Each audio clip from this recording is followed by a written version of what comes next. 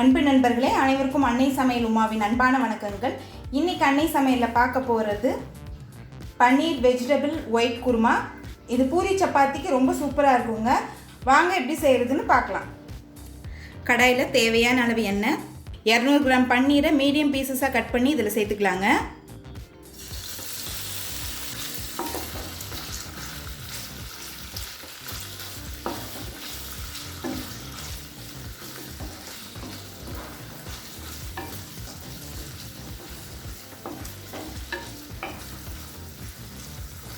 இப்போ பன்னீரை நல்லா ஃப்ரை பண்ணியாச்சுங்க.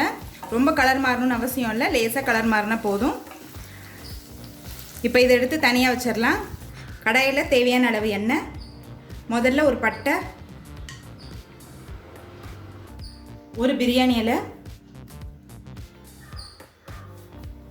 1/2 டீஸ்பூன் சோம்பு,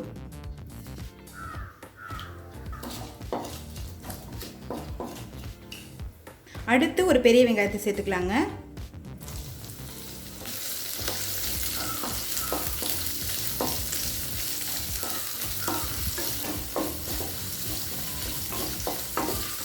இப்போ வெங்காயம் நல்லா வதங்கிடுச்சு.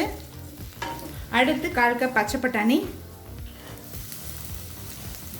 1/4 கப் கேரட்,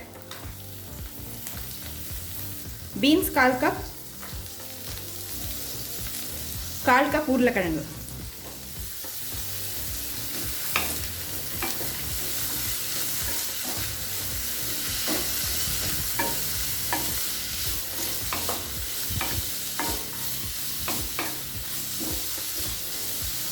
இது கூடவே தேவையான அளவு உப்பு.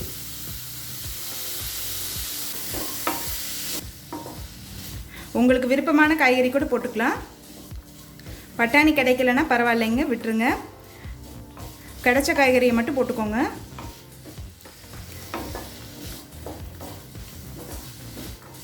ஒரு நிமிஷம் வரைக்கும் காய்கறியை நல்லா வதக்கிக்கலாம். இப்போ 1 கப் தண்ணி சேர்த்துக்கலாங்க. இப்போ எல்லா காயும் வேகிற வரைக்கும் வெயிட் பண்ணலாங்க.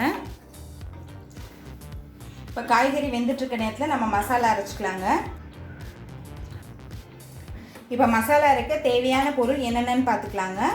ஒரு பட்டை, 1 கிராம்பு, 2 ஏலக்காய், 5 பல் பூண்டு, ஒரு சின்ன துண்டு இஞ்சி, 1 டீஸ்பூன் சோம்பு, 1 டீஸ்பூன் பொட்டுக்கடலை, 4 முந்திரி, 2 பச்சை மிளகாய், 1/2 கப் தேங்காய். இப்போ இது எல்லாத்தையும் தேவையான அளவு தண்ணி சேர்த்து மிக்சியில் நைஸாக அரைச்சிக்கலாங்க. இப்போ எல்லா காயும் நல்லா வெந்துருச்சுங்க.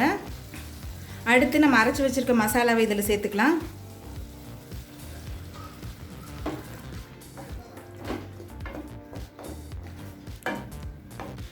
இப்போ 1 கப் தண்ணி சேர்த்துக்கலாங்க. நல்லா மிக்ஸ் பண்ணிடுங்க.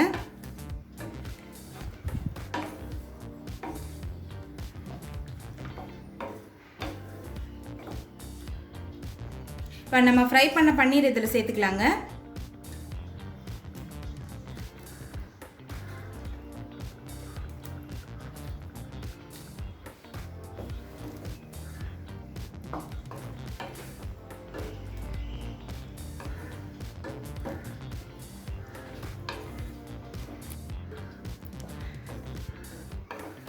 இப்போ பன்னீர் சேர்த்துட்டு ஒரு 2 நிமிஷம் ஸ்லோவில் இருக்கட்டுங்க.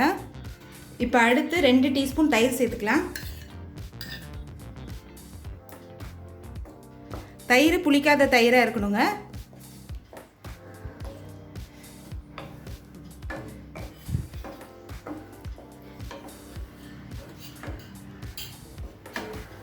தயிர் சேர்த்துட்ட பிறகு ஒரு 2 நிமிஷம் ஸ்லோவில் இருக்கட்டுங்க. இப்போ தயிர் சேர்த்துட்டு 2 நிமிஷம் ஆயிடுச்சு.